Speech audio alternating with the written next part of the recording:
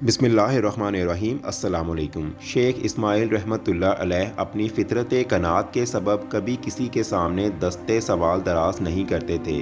شیخ اسماعیل علیہ السلام کی 3 بیٹیاں تھیں، چونکہ حضرت رابعہ بصری رحمۃ اللہ علیہا اپنی تینوں بہنوں کے بعد پیدا ہوئیں۔ اسی مناسبت سے آپ کا نام رابعہ رکھا گیا۔ عربی زبان میں رابعہ چوتھی کو کہتے ہیں۔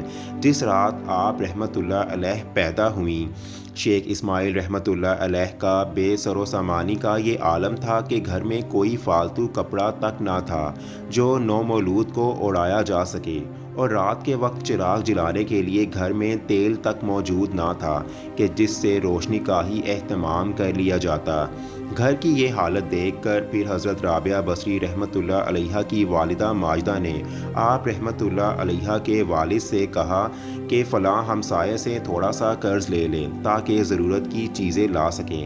آپ رحمۃ اللہ علیہا کے والد نے اس بات کا عہد کر رکھا تھا کہ سوائے اللہ تعالیٰ کے کسی سے کبھی کچھ نہ مانگیں گے، چونکہ معاملہ ایسا آن پڑا تھا کہ اب اس کے سوا کوئی چارہ دکھائی نہیں دیا کہ کسی سے قرض لے لیا جائے۔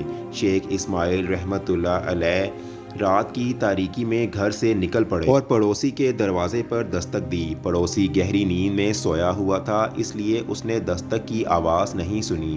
شیخ اسماعیل رحمۃ اللہ علیہ کچھ دیر تک دروازہ کھلنے کے انتظار میں کھڑے رہے، مگر جب پڑوسی کے قدموں کی آواز بھی سنائی نہ دی تو آپ رحمۃ اللہ علیہ واپس پلٹ آئے اور پریشانی کے عالم میں سو گئے تو خواب میں حضور نبی کریم صلی اللہ علیہ وآلہ وسلم کی زیارت نصیب ہوئی۔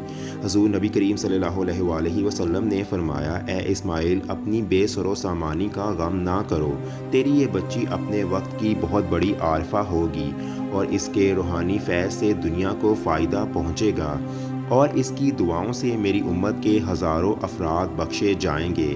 اس کے بعد حضور نبی کریم صلی اللہ علیہ وآلہ وسلم نے فرمایا کہ بصرہ کے حاکم کے پاس ایک کاغذ پر تحریر کر کے لے جاؤ کہ ہر یوم تو مجھ پر 100 مرتبہ درود بھیجتا ہے اور شب جمعہ 400 مرتبہ درود بھیجتا ہے، لیکن آج جمعہ کی جو رات گزری ہے اس میں تو درود بھیجنا بھول گیا، لہٰذا بطور کفارہ حامل حاضہ کو 400 دینار ادا کرو۔ حاکم بصرہ سے جو دینار ملیں گے ان کو خرچ کر لینا۔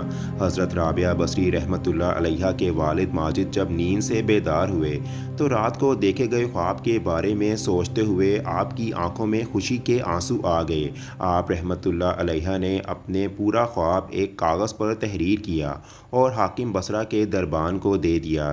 دربان جب وہ خط لے کر حاکم بصرہ کے پاس آیا اور شیخ اسماعیل رحمۃ اللہ علیہ کا لایا ہوا خط پیش کیا کہ حاکم بصرہ نے جب وہ خط پڑھا تو اس کی خوشی کی انتہا نہیں رہی۔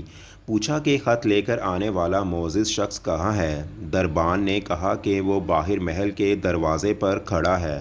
تو حاکم بصرہ تیز قدموں کے ساتھ محل کے دروازے پر پہنچا اور شیخ اسماعیل رحمۃ اللہ علیہ کے ہاتھوں کو بوسہ دے کر کہنے لگا کہ آپ رحمۃ اللہ علیہ کی وجہ سے سرکار دو عالم صلی اللہ علیہ وآلہ وسلم نے مجھے یاد فرمایا ہے۔ اس کے بعد حاکم بصرہ نے بڑی خوشی کے ساتھ 400 دینار شیخ اسماعیل رحمۃ اللہ علیہ کو پیش کیے، اور اسی خوشی میں حاکم بصرہ نے 10,000 دینار بطور شکرانہ غربا و مساکین میں تقسیم کیے۔ اگلے دن حاکم بصرہ نے خود حضرت رابعہ بصری رحمۃ اللہ علیہا کے گھر حاضری دی اور بڑی عقیدت و مسرت کا اظہار کرتے ہوئے وہاں سے رخصت ہو گیا۔